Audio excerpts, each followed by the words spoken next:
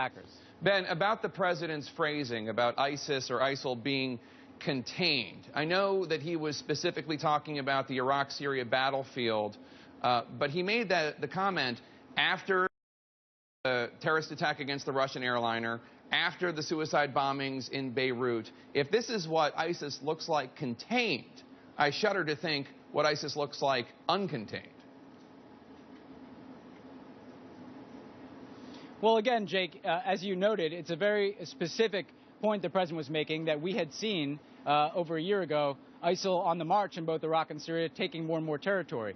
What we've been able to do is stop that advance and reclaim territory, going on the offense with our partners on the ground, most recently taking the strategic town of Sinjar, which cuts off the supply line between Raqqa in Syria and Mosul in Iraq. So we've made advances that are very important because that shrinks the space where ISIL can operate and puts pressure on their safe haven. But we see this as a group with global ambitions, and we have to be one step ahead of ISIL every time that we can.